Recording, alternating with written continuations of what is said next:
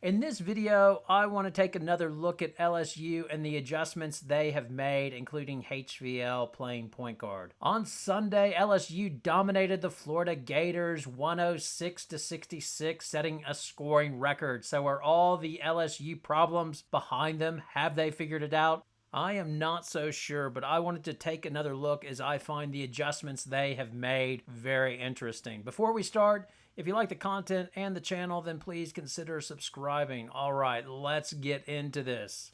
As mentioned in the opening, LSU beat up on the Florida Gators pretty good on Sunday, and afterwards in the press conference, HVL, Kim Mulkey, and Michaela Williams were all feeling pretty good. HVL saying she has decided to be herself again and just play that way. Yeah, I mean, I think I just decided to be myself.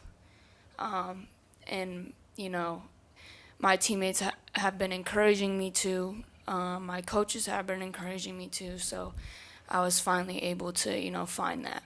Kim Mulkey telling everybody to relax and stop all the negativity as LSU is 19-4 and we're all just looking at the bad. It hasn't gone anywhere, y'all. We are 19-4. Stop the negative stuff. Now, obviously, I was critical of HVL in my last video, saying that she should have stayed at LSU, but what stuck out to me in this press conference, and frankly, she's done it all season, she said all the right things. Like, she's not pouting. She owned that she's been inconsistent and hasn't played well, and she's not feeling sorry for herself, saying, I'm the one that came here. I wanted something difficult and hard and wanted the challenge, and this is what I asked for, so I'm not going to complain about it. And every day, I'm just one step in front of the other, just trying to get better. My motto for this year has been, like, take one step every day, take one step every day. And sometimes I have bad games, but the next morning I'm going to get up, I'm going to take another step, and I'm going to come to practice and hopefully have a great practice. So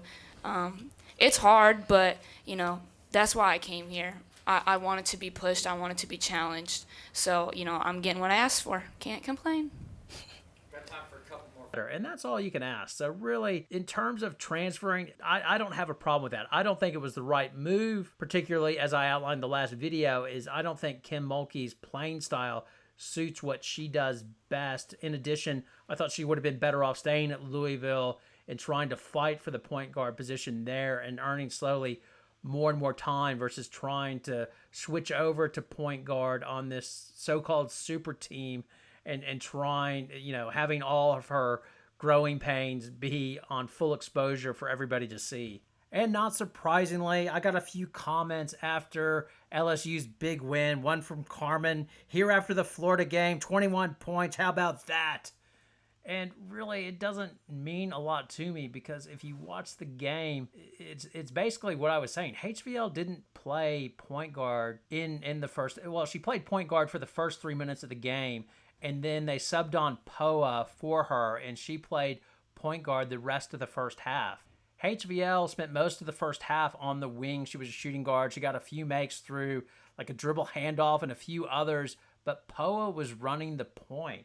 LSU had the off week, and that was obviously one of the adjustments they made. They said they had conversations with Poa, telling Poa, we need you to be Poa of last year, and you're our point guard, it seems like. Now, Mulkey said, if you talked to Poa, she probably said that we didn't pull her as quickly after a mistake. Well, she didn't make as many mistakes, but I would agree with Poa. Like, I think previously Mulkey's had a quick hook, and I imagine they talked to her and said, okay, you're our girl, you're running the point, we ride with you. And she did okay. She was more aggressive. She brought up the ball well, and the offense ran pretty well through her. She went 3 for 7 for 9 points, had 4 assists and 4 turnovers, so not great, but she was solid. One thing I saw was, like, one time when HVL did bring up the ball, the player fouled HVL and was obviously attacking the ball, and that is what they are going to get the rest of the year.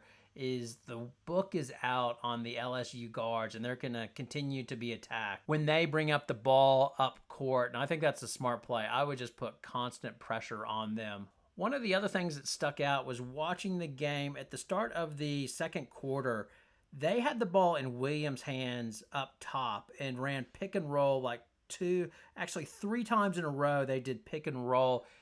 and that seems to be the half-court set that they will go to when the offense gets stagnant. Give it to Williams, see if she can do some pick and roll with Reese or something like that, and they're trying that out. As well, it seemed like they were doing more dribble handoffs, in my opinion, as they've had so much trouble passing the ball into the wings in the previous games against Auburn and versus South Carolina. When HVL was on the wing, she got a nice look off the dribble handoff, and that's obviously where she's more comfortable. It makes sense, because like when she was growing up and her dad was training her, it's hard to simulate team activities in point guard.